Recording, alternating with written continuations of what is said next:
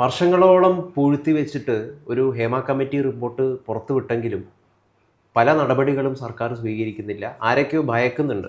മോഹൻലാൽ ഉൾപ്പെടെയുള്ള പ്രമുഖർ ഈ റിപ്പോർട്ടിലുള്ള പല കാര്യങ്ങളും പുറത്തു വന്നാൽ അറസ്റ്റിലാകും എന്ന ചില ആശങ്കയും പലരും പങ്കുവെക്കുന്നുണ്ട്. എന്താണ് ഇതിൽ യഥാർത്ഥത്തിലുള്ള വസ്തുത? ഇവിടെ സർക്കാർ കാണിക്കുന്ന ഒരു നെറുകേട് തന്നെയാണ്. സർക്കാർ കാണിക്കുന്നത് അങ്ങേയറ്റത്തെ മര്യാദകേടാണ്. എന്ന് പറഞ്ഞാൽ പീഡകർക്ക് കൂട്ടുവെക്കുന്ന ഒരു സർക്കാരാണ്. സർക്കാർ ഇത് ചെയ്യും എന്നുള്ളതിൽ നമുക്ക് വലിയ അത്ഭുതമൊന്നുമില്ല. സർക്കാർ ഇപ്പോൾ ഏറ്റവും ഒടുവിൽ ചെയ്തേക്കുന്ന 25 കേസുകൾ ഇതുമായി ബന്ധപ്പെട്ടിട്ടുള്ളത് സർക്കാർ പിൻവലിച്ചിട്ടുണ്ട്. പക്ഷേ സർക്കാർ പിൻവലിക്കുന്നു എന്ന് പറഞ്ഞാൽ സർക്കാരിന് അതിനകത്തൊന്നും ചെയ്യാൻ പറ്റില്ല. കാരണം ഈ പരാതി കൊടുത്തവരാരും തന്നെ മൊഴി കൊടുക്കാൻ തയ്യാറല്ല. 35ഓളം കേസുകളാണുള്ളത്. അതിലിപ്പോൾ 25 കേസുകൾ ഏതാണ്ട് 25-26 കേസുകൾ പിൻവലിച്ചു. ഇനി ബാക്കിയുള്ളത് കൂടി ഇതുപോലെ തന്നെ പിൻവലിക്കപ്പെടും എന്നുള്ള കാര്യത്തിൽ എനിക്ക് യാതൊരു സംശയവും ഇല്ല. അതിൻ്റെ പ്രധാനപ്പെട്ട അതിനേക്കാളൊക്കെ എന്നെ ദുഃഖിപ്പിക്കുന്ന കാര്യം എന്താണെന്ന് വെച്ചിട്ടുണ്ടെങ്കിൽ മാലയോ കമ്മലോ എന്ന് പറഞ്ഞിട്ടുള്ള ഒരു പാർവതി ഉണ്ടല്ലോ. അപ്പോൾ ആ പാർവതി അടക്കമുള്ള ആളുകൾ ഈ പറയുന്ന വേട്ടക്കാർക്ക് വേണ്ടി രംഗത്തിറങ്ങുകയും അവർ വേട്ടക്കാരുടെ വേട്ടപ്പട്ടിയായി മാറുകയും ചെയ്യുന്ന ഒരു കാഴ്ചയാണ് നമ്മളിപ്പോൾ കണ്ടുകൊണ്ടിരിക്കുന്നത്. എന്ന് പറഞ്ഞാൽ എങ്ങനെയൊക്കെ ഇത്തരത്തിലുള്ള സ്ത്രീകൾ ഒറ്റപ്പെട്ടു പോകും എന്നുള്ളതിൻ്റെ ഏറ്റവും പ്രധാനപ്പെട്ട ഉദാഹരണമാണ് നമ്മളിപ്പോൾ കണ്ടുകൊണ്ടിരിക്കുന്നത്. അല്ല, മാൽവാർ പദ്ധതി നേരത്തെ തന്നെ SFIയിലൊക്കെ പ്രവർത്തിച്ചിട്ട് വിദ്യാർത്ഥി രാഷ്ട്രീയത്തിലൂടെ വന്നതാണ്. ഇപ്പം നിലമ്പൂർ ഉപതെരഞ്ഞെടുപ്പൊക്കെ പോലുള്ള ഇലക്ഷനുകൾ നടക്കുകയാണ്. അപ്പോൾ എങ്ങനെയാണ് അവർക്ക് പാർവതി അനുകൂലിച്ചുകൊണ്ട് അതിനോടൊപ്പം നിൽക്കാൻ വേണ്ടി സാധിക്കുക? അല്ല, അവർ ചെയ്തത് ശരി തന്നെയാണ് യഥാർത്ഥത്തിൽ. അല്ല, താങ്കൾക്ക് അവരോട് ഒരു അനുഭവം തോന്നുന്നതിന് ഞാൻ എതിർപ്പ് പറയാൻ പറ്റില്ല. പക്ഷേ കാരണം എന്ന് വെച്ചാൽ 2 വള്ളത്തിലും കൂടി കാലി കൂട്ടരുത്, മനസ്സിലായ? അപ്പം നിങ്ങൾ മറ്റേ 2 വള്ളത്തിലും കാലി കൂട്ടിയിട്ട് ഞങ്ങൾക്ക് 2ഉമാണ് എന്നുള്ളതിലൊക്കെ എന്ത് ചെയ്യരുത്, നിൽക്കരുത്. നിങ്ങൾ ദിലീപിനെ അനുകൂലിക്കുകയും തൊട്ടിപ്പുറത്ത് വന്ന് എന്ത് ചെയ്യുകയും ചെയ്യരുത്. നിങ്ങൾ മറ്റേ ബാക്കിയുള്ളവർ ഉപദേശിക്കുകയും ചെയ്യരുത്. കുട്ടനാടൻ മാർപ്പാപ്പ എന്നാണ് എൻ്റെ ഓർമ്മ സിനിമയിൽ. അവിടെ നമ്മുടെ സുഹൃത്തായിട്ടുള്ള അതിഥി രവി അഭിനയിച്ചിട്ടുള്ള ഒരു കഥാപാത്രമുണ്ട്. ആ കഥാപാത്രം വന്ന് ഉപദേശിക്കുമ്പോൾ അതിന് ഏറ്റവും അവസാനം ധർമ്മജൻ പോൾക്കാട്ടി പറയുന്നുണ്ട് എന്ന് പറഞ്ഞാൽ ഉപദേശവും ഒരിക്കലും ഞാൻ മുഴുവൻ വാക്ക് പറയുന്നില്ല, അത് 2ഉം കൂടി ഒരുമിച്ച് വേണ്ടെന്ന് പറയുന്നുണ്ട്. അതാണ് നമുക്ക് ഈ മാലാ പാർവതിയോടും കമ്മൽ പാർവതിയോടും ഒക്കെ പറയാനുള്ളത്. പിന്നെ പാർവതി തിരുവോത്ത് എന്താ ചെയ്തത്? പാർവതി തിരുവോത്ത് ഈ ഗവൺമെന്റിനെ ചോദ്യം ചെയ്യാണ് ചെയ്തത്. ആ ചോദ്യം ചെയ്തത് എന്താണ്? ഗവൺമെന്റിന് ഇതിലൊരു ആത്മാർത്ഥത ഉണ്ടായില്ല. ഈ കേസുകൾ അന്വേഷിക്കാൻ തന്നെ തീരുമാനിച്ചത് എങ്ങനെയാണ്? ഹൈക്കോടതി പ്രത്യേകമായി ഉത്തരവിട്ടുകൊണ്ടാണ് ഒരു സ്പെഷ്യൽ ഇൻവെസ്റ്റിഗേഷൻ ടീമിനെ നിയോഗിച്ചത്. സ്പെഷ്യൽ ഇൻവെസ്റ്റിഗേഷൻ ടീം തന്നെ ഒരു തമാശയായിരുന്നു എന്നും അവർ ഈ കേസുകൾ അട്ടിമറിക്കാനാണ് ശ്രമിക്കുക എന്നുള്ളതൊക്കെ അന്ന് തന്നെ ഞാനടക്കമുള്ള ആളുകൾ വീഡിയോ ചെയ്തിരുന്നു. ഏറ്റവും ആദ്യം അത് ചെയ്തത് KM ഷാജഹാനൊക്കെയാണ്. കാരണം അന്ന് സ്പർജൻ കുമാറാണ് ഈ പറയുന്ന ഈ കമ്മിറ്റിയുടെ ചുമതലക്കാരനായി ആദ്യം തന്നെ എന്ത് ചെയ്ത് വന്നത്. അദ്ദേഹത്തിനെതിരെ തന്നെ നേരത്തെ ഒരു സ്ത്രീ കൊണ്ടേ പരാതി കൊടുത്തതാണ്. ഒരു സ്ത്രീയുമായി അദ്ദേഹം ലിവിങ് ടുഗദർ ആയിരുന്നു എന്ന് പറയുന്നത് അത് വ്യക്തിപരമാണ്, അത് നമുക്ക് കുഴപ്പമില്ല. പക്ഷെ അതിനുശേഷം പരാതി കൊടുത്താണ്. ആ പരാതി ശ്രീലേഖ IPS അന്വേഷിച്ചതാണ്. അന്വേഷിച്ചിട്ട് ഇതിൽ ചെറിയ വാസ്തവമുണ്ട് എന്ന് കണ്ടെത്തിയതാണ്. പക്ഷെ അദ്ദേഹത്തിനെതിരെ നടപടിയൊന്നും എടുത്തില്ല. പിന്നെ അതുപോലെ തന്നെ മറ്റു ചില ആളുകൾ, ഇപ്പം മെറിൻ ജോസഫ് എന്ന് പറയുന്ന ഒരു പുള്ളിക്കാരി അതിനകത്തുണ്ടായിരുന്നു. മെറിൻ ജോസഫ് താരതമ്യേന ചെറുപ്പക്കാരിയായിട്ടുള്ള ഒരു സ്ത്രീയാണ്. അവരാണ് യഥാർത്ഥത്തിൽ കിളികൊല്ലൂർ എന്ന് പറയുന്ന ഒരു സ്ഥലത്ത് ഒരു സൈനികനെയും അനിയനെയും ആക്രമിച്ചത് താങ്കൾക്ക് ഓർമ്മയുണ്ടാവും. അപ്പോൾ ആക്രമിച്ചത് പോലീസ് സ്റ്റേഷൻ അകത്തിട്ട് ഇടിക്കുകയാണ് ചെയ്തിട്ടുള്ളത്. പക്ഷെ ഇവരുടെ കണ്ടെത്തൽ അതിഗംഭീരമാണ്. കാരണം ഇവർക്ക് ഇടി കിട്ടിയിട്ടുണ്ട്. പക്ഷെ അത് ആരാണ് ഇടിച്ചതെന്നോ എവിടെ നിന്നാണോ ഇടിച്ചതെന്നോ കണ്ടെത്താൻ പറ്റിയിട്ടുള്ളതാണ്. ആരെ? ഈ പറയുന്ന കിളികൊല്ലൂരിൽ. ഇനി മറ്റൊരു കാര്യം എന്ന് പറഞ്ഞിട്ടുണ്ടെങ്കിൽ ഈ പറയുന്ന ശ്രീമതി G പൂങ്കൊഴി, അവരാണ് ഈ ടീമിലുണ്ടായിരുന്ന മറ്റൊരാൾ. അവർ 3 അന്വേഷണങ്ങൾ നടത്തിയിട്ടുണ്ട്. അത് ഗംഭീരമായ അന്വേഷണമാണ്. ഒന്ന് കൊടകര അന്വേഷണമാണ്. എന്ത് സംഭവിച്ചു എന്ന് ഞാൻ പ്രത്യേകം നിങ്ങളോട് പറയേണ്ടതില്ല.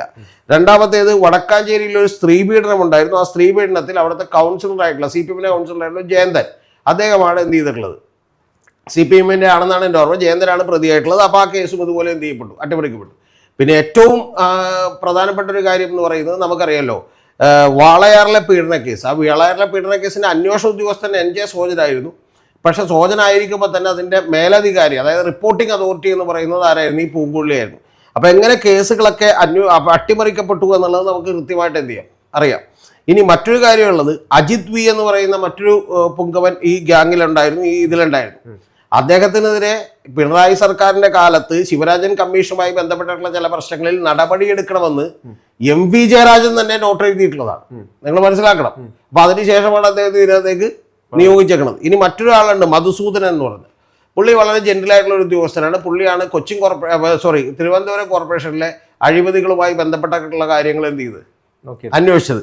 അപ്പൊ ഇതുപോലെ തന്നെ ഇനി മറ്റൊരു കാര്യം പറഞ്ഞു, ഈ അജിത് V തന്നെയാണ് മറ്റേ ഒരു സെക്രട്ടേറിയറ്റിനകത്ത് മറ്റേ കത്ത് പിടിച്ചില്ലേ, അത് അന്വേഷിച്ചത്. അപ്പൊ ഇത്തരത്തിൽ CPM-ന് യാതൊരു ആത്മാർത്ഥതയും ഇല്ലാതെ നടത്തിയ ഒരു അന്വേഷണമാണ്. ആ അന്വേഷണം കുഴപ്പമില്ല. കാരണം എന്ന് വെച്ചാൽ ഇതൊക്കെ തന്നെ സംഭവിക്കും. അതിന്റെ പേരിൽ കോൺക്ലേവ് നടത്താം, പിന്നീടുള്ള മറ്റു കുറെ ഒരുപാട് നിർദ്ദേശങ്ങൾ പുറത്തു വന്നിട്ടുണ്ട്. കോൺക്ലേവ് ഒരു നല്ല സജഷനാണ്. കാരണം എന്താ വെച്ചാൽ കോൺക്ലേവ് ഞാൻ പറയുന്നത് പറ്റുമെങ്കിൽ നമ്മൾ ഇപ്പോൾ ഒരു ലീല പാലസ് ഹോട്ടലിൽ മുംബൈയിൽ വെച്ചിട്ടോ അല്ലെങ്കിൽ താജ് എക്സോട്ടിക്കോ ഗോവയിൽ വെച്ചോ ഒക്കെ നടന്നതല്ലായിരിക്കും. എന്നിട്ട് ഈ പീഡിപ്പിക്കുന്ന ആളുകളെയൊക്കെ വിളിച്ചു വരുത്തിയിട്ട് എന്ത് ചെയ്യുക, നമ്മൾ ഗവൺമെന്റ് ചെലവിൽ അവർക്ക് ഫുഡ് കൊടുക്കുക, അതുകൊണ്ട് ഒരു ദിവസം മുഴുവൻ അവർ ഉപദേശിക്കും. ഇതിലിപ്പോ വിധു വിൻസെന്റും മാലാ പാർവതിയൊക്കെ സർക്കാർ എന്തൊക്കെ നടപടികൾ എടുത്തു പാർവതി, ഇങ്ങനെയൊക്കെ പറയാൻ പാടുണ്ടോ എന്നാണ് അവർ ചോദിക്കുന്നത്. എന്തൊക്കെ നടപടികളാണ് എടുത്തത്? അല്ല, പാർവതി ചോദിച്ചത് ഈ സർക്കാരിന്റെ ആത്മാർത്ഥതയെ പാർവതി ചോദ്യം ചെയ്തുകൊണ്ട് കളിയാക്കിയപ്പോൾ ബാക്കി വിധു വിൻസെന്റ് ഒക്കെ വിട്ടേക്കും, അതൊക്കെ കുഴപ്പമില്ല. പക്ഷെ മാലാ പാർവതി എന്ന് പറയുന്നത് അവരൊരു മറ്റേ വലിയ തോതിലുള്ള ഫെമിനിസ്റ്റും ഈ സ്ത്രീപക്ഷത്ത് നിൽക്കുന്നു എന്നൊക്കെ കാണിക്കുന്ന ആളുകളാണ്. ഇവർ ആദ്യം പാർവച്ച എങ്ങനെയാണെന്നറിയോ, ഇവർ സുപ്രീം കോടതിയിൽ ഒരു കേസിന് പോയി ഒരു വിധി സമ്പാദിച്ചു. ആ വിധി തന്നെ വലിയ തോതിൽ എന്ത് ചെയ്യും, ഈ അന്വേഷണങ്ങൾക്കെല്ലാം വളരെ ഈസിയായി ഗവൺമെന്റിന് മറികടക്കാൻ കഴിയുന്ന ഒരു വിധിയായിരുന്നു. ഒന്ന്, ഇതൊക്കെ പോട്ടെ, ഇതൊന്നും കുഴപ്പമില്ല. കാരണം ഇതൊക്കെ ഇതിനപ്പുറത്തേക്കുള്ള എന്തെങ്കിലും ഈ കേരളം പോലെ ദൈവത്തിന്റെ സ്വന്തം നാട്ടിൽ സംഭവിക്കുമെന്ന് നമ്മൾ പ്രതീക്ഷിക്കുകയാണെങ്കിൽ നമ്മൾ വിഡ്ഢികളായിരിക്കും. അതൊന്നും കുഴപ്പമില്ല. കാരണം ഇവിടെ സ്ത്രീപക്ഷമൊക്കെ പുറത്ത് പറയേണ്ടതേ ഉള്ളൂ, മനസ്സിലായ? അതുകൊണ്ട് അതൊന്നും സംഭവിക്കില്ല. പക്ഷെ പ്രധാനപ്പെട്ട വിഷയം എന്താ വെച്ചാൽ ഇവരുടെ പ്രശ്നം, ഇവർ ഈ ഒന്ന് ആലോചിച്ച് നോക്കണം, ഇവരിപ്പോ ഗവൺമെന്റ് എന്തൊക്കെയോ നടപടികൾ എടുത്തില്ല എന്നാണ് ചോദിക്കണം. എന്ത് നടപടി എടുത്തു? ഒരു ഗവൺമെന്റില് 2019 സമർപ്പിക്കപ്പെട്ടുള്ള ഹേമ കമ്മിറ്റി റിപ്പോർട്ട് പുറത്തേക്ക് വിടാതിരിക്കാൻ അശ്രാന്ത പരിശ്രമം നടത്തിയ ഒരു ഗവൺമെന്റാണ്. മോഹൻലാലാണോ ഭരിക്കുന്നത്, പിണറായി ആണോ ഭരിക്കുന്നത് എന്ന് പറഞ്ഞാൽ വീഡിയോ ചെയ്തിട്ടുണ്ട്, മനസ്സിലായോ? അപ്പൊ അത്തരത്തിലുള്ള താങ്കൾ പറയുന്നത് മോഹൻലാൽ ഇതിൽ പുറത്തു വന്നാണോ? അല്ല, മോഹൻലാൽ പെടുവോ ഇല്ല എന്നുള്ളതല്ല ഞാൻ പറയുന്നത്. മോഹൻലാലിനെതിരെ പരാതി ഒന്നും കൊടുക്കാൻ ധൈര്യമുണ്ടാകും ഇവിടുത്തെ പാവപ്പെട്ട സ്ത്രീകൾക്കൊന്നും ഞാൻ വിചാരിക്കുന്നില്ല. ഇനി ഉണ്ടെങ്കിൽ തന്നെ മോഹൻലാൽ ഇതിനകത്ത് വിട്ടൊന്നും പറയാം. നമുക്കൊരു ചില കാര്യങ്ങൾ വിവരാവകാശ പ്രകാരം നൽകിയപ്പോഴും പുറത്തു വന്നില്ല. ആ പുറത്ത് വരാത്തത് ഇനി അതെല്ലാം പോട്ടെ, 4.5 കൊല്ലം പോട്ടെ, ഇടതുപക്ഷ ജനാധിപത്യ മുന്നണി ഗവൺമെന്റ് ഇത്തരം റിപ്പോർട്ട് വെച്ചുകൊണ്ട് എന്ത് ചെയ്തു, അടയിരുന്നു. അതൊന്നും നമ്മുടെ മാലാ പാർവതിക്ക് എന്തല്ല പ്രശ്നം അല്ല. ഈ പാവപ്പെട്ട സ്ത്രീകൾക്ക് നീതി കിട്ടാൻ വേണ്ടി കേസ് രജിസ്റ്റർ ചെയ്യാത്തതും ആ കേസുകളെല്ലാം എഴുതിത്തള്ളാൻ തീരുമാനിച്ചതും മാലാ പാർവതിക്ക് പ്രശ്നമല്ല.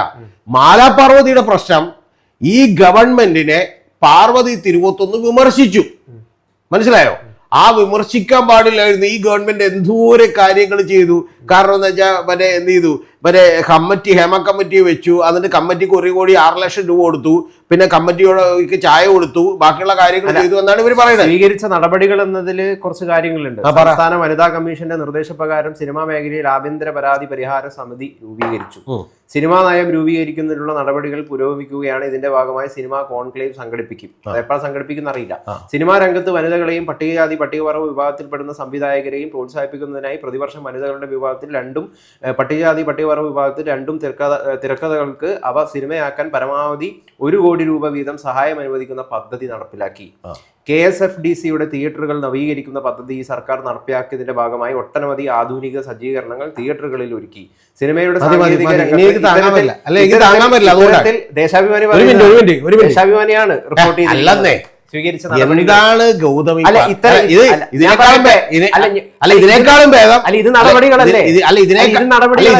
ഭേദം താങ്കൾ എന്നെ എന്ത് ചെയ്യായിരുന്നു, ഒരു കത്തിയെടുത്ത് കുത്തുകയായിരുന്നു. ഞാൻ തിരിച്ചു ചോദിക്കട്ടെ, KSIDCയുടെ മറ്റേ ചലച്ചിത്ര ഞാൻ പറയട്ടേതേ, താങ്കൾ ഇതില് ഈ ചലച്ചിത്ര വികസന കോർപ്പറേഷന്റെ തിയേറ്ററുകൾ നന്നാക്കിയതാണ് താങ്കൾ വായിക്കണേ.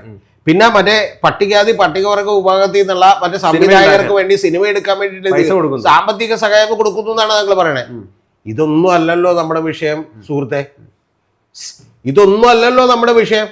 നിങ്ങൾ ഉത്തർപ്രദേശിലെ ഹത്രാസിലെ പെൺകുട്ടി കൊല്ലപ്പെട്ടില്ലേ എന്ന് ചോദിക്കുമ്പോൾ ഉത്തർപ്രദേശ് ഗവൺമെന്റ് അവിടെ പാവപ്പെട്ട SC/ST ആളുകൾക്ക് വേണ്ടിയിട്ട് എല്ലാ മാസവും സ്റ്റൈഫൻഡ് കൊടുക്കേണ്ടത് പറഞ്ഞാൽ മതിയോ സുഹൃത്തെ? എന്താണ് നിങ്ങൾ ഇത് പറയുന്നത്? ഞാൻ കാര്യമായിട്ട് ചോദിക്കണേ. ഇത് നടപടികളല്ലേ? ഒരു കാര്യം പറയട്ടെ, താങ്കളുടെ അടുത്ത് മാലാ പാർവതി ഉദ്ദേശിച്ചതും ഇത്രയൊക്കെ നടപടികൾ എടുത്തില്ലേ പാർവതി, അത് കാണണ്ടേ? അത് കാണാതെ സർക്കാരിനെ ഇങ്ങനെ ചോദ്യം ചെയ്യുന്നത് ഒരു മിനിറ്റ്. കേരള ഗവൺമെന്റ് 1 കോടി 6 ലക്ഷം. രഞ്ജിത്ത് ഇവിടെ മുൻ ചലച്ചിത്ര അക്കാദമി ചെയർമാൻ രഞ്ജിത്ത് പുറത്തായല്ലോ. എന്തിന്റെ പുറത്താ? കേസെടുത്തതിന്റെ പേരിൽ പുറത്തായതാണല്ലോ.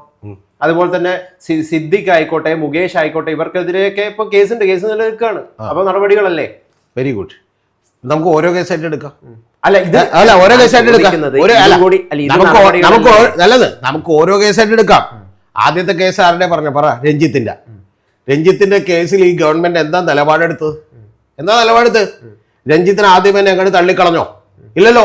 ബുദ്ധിമുട്ടി നിവർത്തിയില്ലാതെ എന്ത് ചെയ്തു? തള്ളിക്കളഞ്ഞു. അങ്ങനെയാണെങ്കിൽ ഐസ്ക്രീം പണവാളപ്പ് കേസിൽ മറ്റേ കുഞ്ഞാലിക്കുട്ടി ഞങ്ങൾ രാജിവെപ്പിച്ചില്ല എന്ന് എന്ത് ചെയ്യാൻ പാടില്ല? ഉമ്മൻചാണ്ടിക്ക് ചോദിക്കാം. ഇവിടെ ഞാൻ ചോദിക്കാം. ഇവിടെ പാർവതിയുടെ ചില കാര്യങ്ങളും ചോദ്യം ചെയ്യപ്പെടേണ്ടതാണ്. പാർവതി ഹേമ കമ്മിറ്റിക്ക് മുമ്പാകെ മൊഴി നൽകിയെങ്കിലും പിന്നീട് നിയോഗിച്ച ഈ സ്പെഷ്യൽ ഇൻവെസ്റ്റിഗേഷൻ ടീം അവർക്ക് മുമ്പാകെ പല കാര്യങ്ങളും തുറന്നു പറയാൻ തയ്യാറായില്ലല്ലോ. അതെന്തുകൊണ്ടാണ്? അല്ല, ഇത് ഒന്നാമത്തെ കാര്യം, ഈ കേസ് തള്ളാനുള്ള പ്രധാന കാരണങ്ങളിൽ ഒന്ന് ഇവര് പറയുന്നത് മൊഴി പരാതിയായിട്ട് മുമ്പോട്ട് പോകാൻ ഇവർക്ക് താല്പര്യമില്ല. അതിന്റെ ഭാഗമായിട്ടാണ് പരാതിയായിട്ട് ഇനി മുമ്പോട്ട് വരികയാണെങ്കിൽ തുടർ നടപടികൾ സ്വീകരിക്കാൻ തയ്യാറാണെന്ന് പറയുന്നുണ്ട്. ആദ്യം പാർവതി പോട്ടെ. കഴിഞ്ഞോ? അല്ല, ആദ്യം പാർവതി പോട്ടെ. അല്ല, താങ്കളുടെ കുറവീടൽ കഴിഞ്ഞെങ്കിൽ ഞാൻ ബാക്കി എന്ത് ചെയ്യാന്ന് വെച്ചിട്ട്. അല്ല, അതുകൊണ്ടല്ല, എനിക്ക് വലിയ തോതിൽ ധാർമ്മിക രോഷമുണ്ട്. ഇതിങ്ങനെ ചിരിക്കാൻ പറ്റുന്ന ഒരു വിഷയമല്ല. ഞാൻ പറയേണ്ടത്, നമ്മുടെ നാട്ടില് ഞാൻ തിരിച്ച് താങ്കളോട് ചോദിക്കുന്നു, വാളയാറിൽ 2 പെൺകുട്ടികൾ കൊല്ലപ്പെട്ടല്ലോ. കൊല്ലപ്പെട്ടതാണോ അവർ ആത്മഹത്യ ചെയ്താണോ? ആത്മഹത്യ ചെയ്താണെന്നാണ് സർക്കാർ വാദം. ആര് പറയുന്നത്? സർക്കാർ വാദമാണ് ഞാൻ പറയുന്നത്. ആരാ പറഞ്ഞത്? സർക്കാരിലെ പല എന്താണ് ആരെങ്കിലും കൊല്ലപ്പെട്ടതാണെന്ന് പറയുന്നത്. പൊന്ന് ഗൗതം, കൊല്ലപ്പെട്ടതാണെന്ന് പറയുന്നത്. ഈ 2-3 ദിവസത്തെ ക്യാഷ് ഞാൻ എവിടെന്നെങ്കിലും സംഘടിപ്പിച്ച് തരാം. താങ്കൾ 3 ദിവസം ഇരുന്ന് ആ റിപ്പോർട്ട് ഒന്ന് വായിച്ചു നോക്ക്. CBIയുടെ പോലും കണ്ടെത്തൽ എന്താണെന്നറിയോ? ഇളയ കുട്ടി പെരുവരലിൽ കുത്തിന്ന് എന്ത് ചെയ്തു? ആത്മഹത്യ ചെയ്തു എന്നുള്ളതാണ്.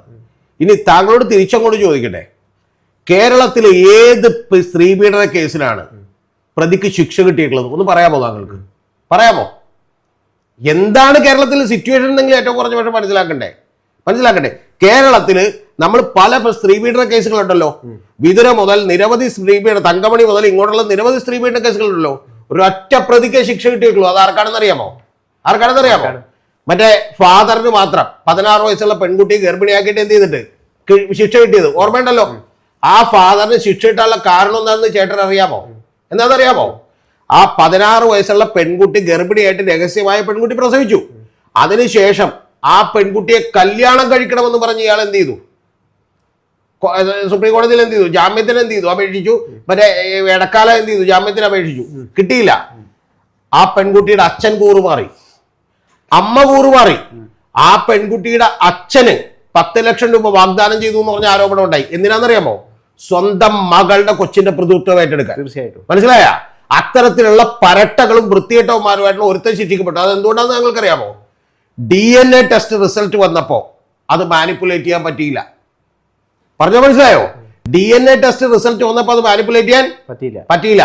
ബാക്കി ശരിക്കും പറഞ്ഞ പെൺകുട്ടിയുടെ അമ്മ, പെൺകുട്ടിയുടെ അച്ഛൻ, ഇത്തരത്തിൽ എല്ലാവരും കൂറുമാറി. ദിലീപിന് എന്റെ പ്രതിയായിട്ടുള്ള കേസിൽ 21ഓളം വരുന്ന സാക്ഷികൾ കൂറുമാറി. ആ 21 സാക്ഷികളും പാവപ്പെട്ടവരോ ജീവിക്കാൻ മാർഗമില്ലാത്തവരോ അല്ല. ആ ഐസ്ക്രീം പെൺവാഴപ്പ് കേസിൽ എന്ത് സംഭവിച്ചു എന്ന് താങ്കൾക്കറിയാമോ? അവരെല്ലാവരും തന്നെ പണം മേടിച്ചുകൊണ്ട് കൂറുമാറി. കാരണം അജിത പറഞ്ഞത്, ഞാൻ അവരെ എന്നാൽ പോലും തെറ്റു പറയില്ല എന്നാണ്. കാരണം അവരുടെ അവസ്ഥ ഇതാണ്. കാരണം എന്താണെന്ന് പറയും. പറഞ്ഞു തരട്ടെ.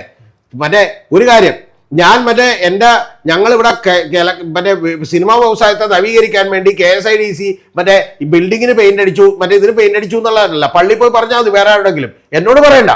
ഇനി രണ്ടാമത്തെ കാര്യം, ഇവിടുത്തെ വിഷയം എന്താ? ഇവിടുത്തെ വിഷയം ഹേമ കമ്മിറ്റി എന്ന് പറഞ്ഞൊരു കമ്മിറ്റി വന്നു. ആ കമ്മിറ്റി എങ്ങനെയാണ് വന്നത്? ഒരു ലോകത്ത് ഇന്ത്യയുടെ ചരിത്രത്തിൽ ഒരിക്കലും ഇല്ലാത്ത പോലെ ബലാത്സംഗത്തിന് ഒരു കൊട്ടേഷൻ കൊടുത്ത് കേസ് വന്നു.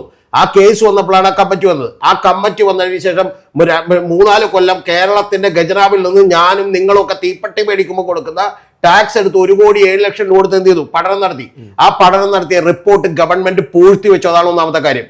രണ്ടാമത്തെ കാര്യം, അതിന്റെ പുറത്ത് കേസെടുക്കാനോ അതിൽ പോക്സോയും കോഗ്നിസബിൾ ഒഫൻസുകളോ അടക്കമുള്ള നിരവധി കാര്യങ്ങൾ ഉണ്ടായിട്ടും അത് കേസെടുക്കാനോ അതിന്റെ പുറത്ത് നടപടി എടുക്കാനോ ഗവൺമെന്റ് ഒരു ആത്മാർത്ഥതയും ഉണ്ടായില്ല.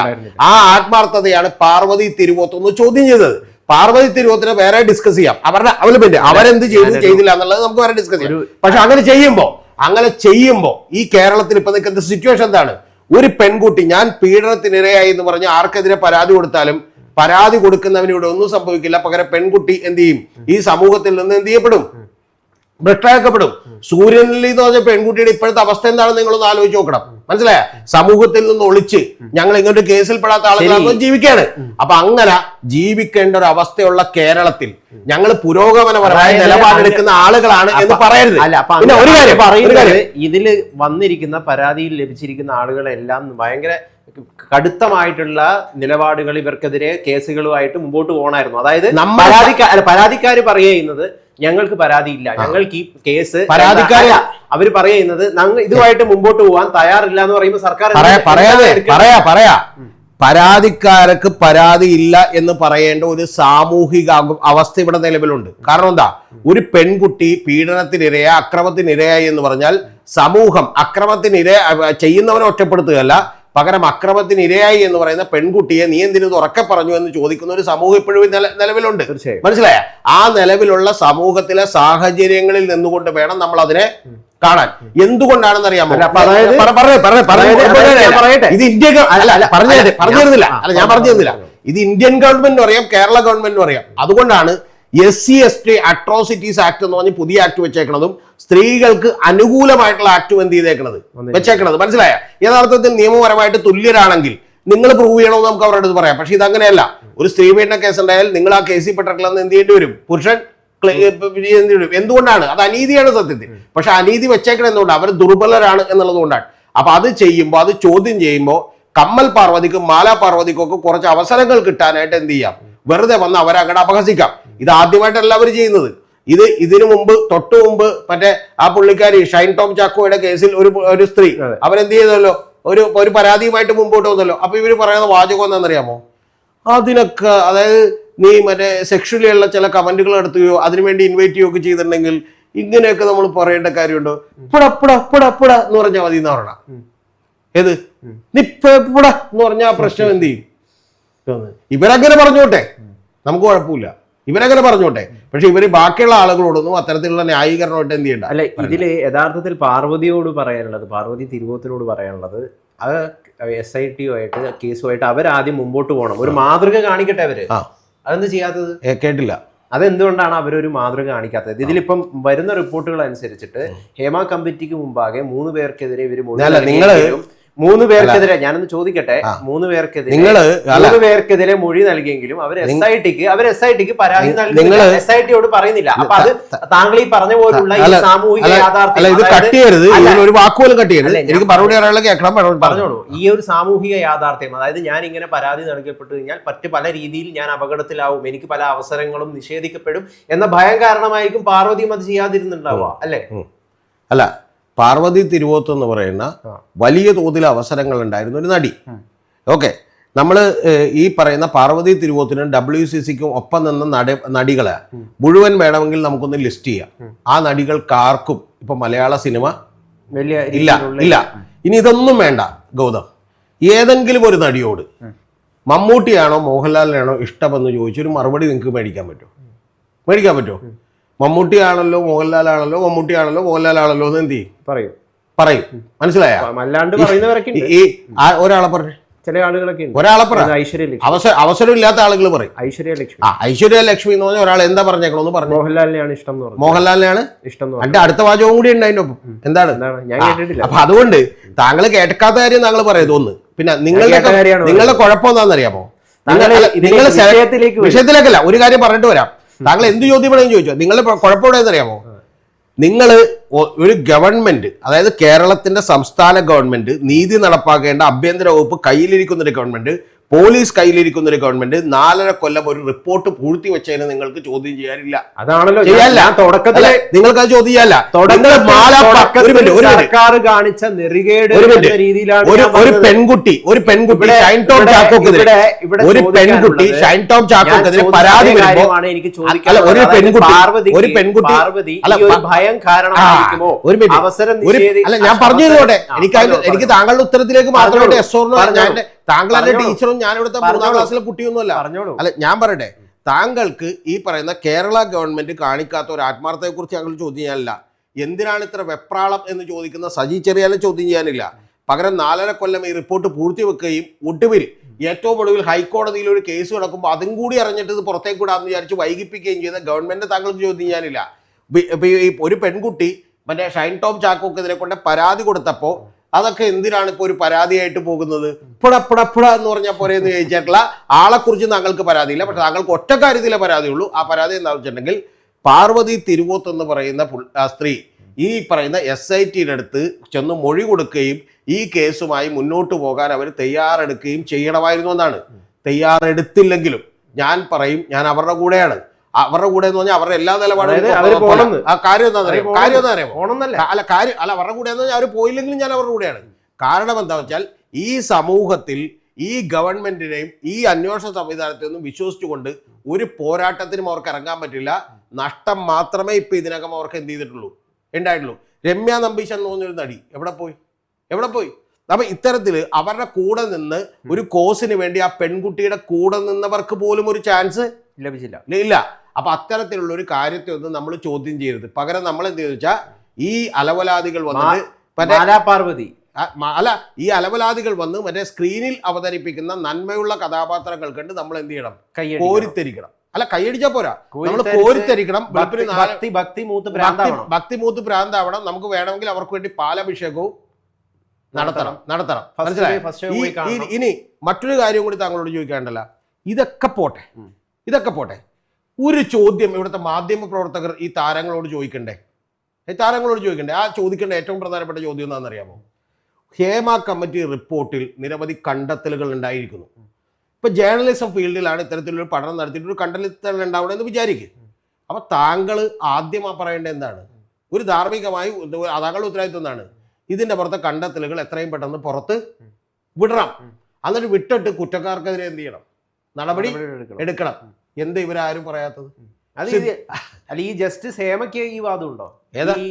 ഇത്തരം ആൾ അവര് നിർദ്ദേശപ്രകാരമാണ്, സർക്കാർ വാദപ്രകാരം ജസ്റ്റിസ് ഹേമ ഈ റിപ്പോർട്ട് സമർപ്പിക്കുമ്പോൾ ഇത്തരം ആളുകളുണ്ട്, ഈ കാര്യം പുറത്തുവിടരുതെന്ന് പറഞ്ഞിട്ടുണ്ട്. അതനുസരിച്ചിട്ടാണ് സർക്കാർ അത് പുറത്തുവിടാത്തതെന്നാണ് സർക്കാർ പറയുന്ന ഭാഗം. സജീവ് പെരിയാനൊക്കെ ഈ കാര്യം വിശദീകരിച്ചിട്ടുണ്ട്. അതെന്തുകൊണ്ട് അവര് ഇത്തരത്തിലുള്ള ക്രൂരമായ കോമഡികൾ, അതായത് യഥാർത്ഥത്തിൽ വലിയ സെലിബ്രിറ്റികളായിട്ടുള്ള ആളുകൾക്ക് ഈ സിസ്റ്റം ഒരു പ്രത്യേക തരത്തിലുള്ള സംരക്ഷണം നൽകുന്നുണ്ട് എന്നതൊരു യാഥാർത്ഥ്യമാണ്. ഈ ഗൗതം എന്റെ അടുത്ത് അങ്ങനെ സംസാരിച്ച അത് നല്ല കാര്യം, നല്ല ആർജവുണ്ട്.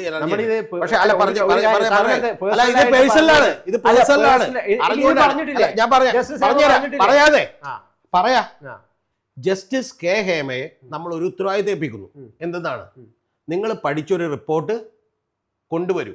ഓക്കെ, ഹേമയുടെ ഇഷ്ടത്തിനനുസരിച്ച് ആ റിപ്പോർട്ട് മറ്റേ വറുത്തുകോരി മറ്റേ കപ്പലണ്ടി ഉണ്ടാക്കാൻ കൊടുക്കാനല്ലല്ലോ ഗവൺമെന്റ് പറയണേ. എന്തിനാണ് ഗവൺമെന്റ് എന്തിനാ ഈ പഠനം നടത്തിയേ? നിങ്ങൾ എന്ത് വിവരക്കടയിൽ പറയണേ? ഈ ലോകത്ത് ശിവരാജ കമ്മീഷൻ റിപ്പോർട്ടുണ്ട്, പല കമ്മീഷൻ റിപ്പോർട്ടുകളും ഉണ്ട്. ഓക്കെ, 1900 കമ്മീഷൻ റിപ്പോർട്ടുണ്ട്. ഈ റിപ്പോർട്ടെല്ലാം കൊടുക്കുമ്പോൾ അവർ പറയണേ ഈ റിപ്പോർട്ട് നിങ്ങൾ എന്ത് ചെയ്യണോട്ടെ ഏറ്റവും താഴത്തെ തട്ടി വെച്ചേക്കണം, ഒരാളെ കാണിക്കരുതെന്ന് പറഞ്ഞാൽ അതിനാണ് അവരാണ് തീരുമാനിക്കുന്നത്. ഇവിടെ കേരളത്തിലെ ജനങ്ങൾ തെരഞ്ഞെടുത്ത് നിങ്ങൾക്ക് അധികാരം തന്നേക്കണത് ജസ്റ്റിസ് കെ ഹേമ പറയുന്നത് കേൾക്കാനല്ല. ഒന്ന്. ഇനി രണ്ടാമത്തെ കാര്യം, കേരളത്തില് പ്രഥമദൃഷ്ട്യാ കോഗ്നിസബിൾ ഓഫൻസ് അടക്കം പോക്സോ കേസ് അടക്കം ഉള്ള പോക്സോ കേസിനൊക്കെ പ്രത്യേകത എന്താണെന്നറിയാമോ? പോക്സോ കേസിൽ ഇപ്പോൾ ഒരു പോക്സോ കേസ് ഒരു ക്രൈം നടക്കുന്നുണ്ടെന്ന് ഞാൻ അറിഞ്ഞാൽ, ഗൗതം അറിഞ്ഞാൽ, സ്വാഭാവികമായിട്ടും നമ്മളത് അറിയിച്ചില്ലെങ്കിൽ പോലും കുറ്റവാളിയാണ്. മനസ്സിലായോ? അത്തരത്തിൽ ഭീകരമായ കുറ്റവാളി നമ്മളെ പ്രതികരിക്കാൻ കഴിയുന്ന ഒരു കേസിലുള്ള വിവരങ്ങളടക്കം പുറത്തു വന്നു. ഈ റിപ്പോർട്ടിൽ ഉണ്ട് എന്നാണ് പറയുന്നത്. ആ റിപ്പോർട്ട് അതുകൊണ്ടാണ് മറ്റേ നമ്മുടെ പുള്ളി ആദ്യം വായിച്ചു എന്നും പിന്നെ എന്ത് ചെയ്ത് സഹിച്ചറിയാൻ ഞാൻ വായിച്ചിട്ടില്ലെന്ന് പറഞ്ഞു. കാരണം വായിച്ചപ്പെടും, ഞാനിത് വായിച്ചു നോക്കിയിട്ടുണ്ടെന്ന് പറഞ്ഞാൽ എന്ത് ചെയ്യും പെടും. അപ്പൊ അത്തരത്തിലുള്ള ഒരു റിപ്പോർട്ട് കയ്യിൽ കിട്ടിയിട്ട് ഹേമ പറഞ്ഞിട്ടുണ്ടെന്ന് ഹേമ പറഞ്ഞിട്ടില്ലേ? അല്ല, ആരെ ഹേമ പറഞ്ഞാലും ഇല്ലെങ്കിലും അതിന് വാലിഡിറ്റി ഇല്ല സുഹൃത്തെ. അതിനെന്താ വാല്യൂ ഉള്ളത്?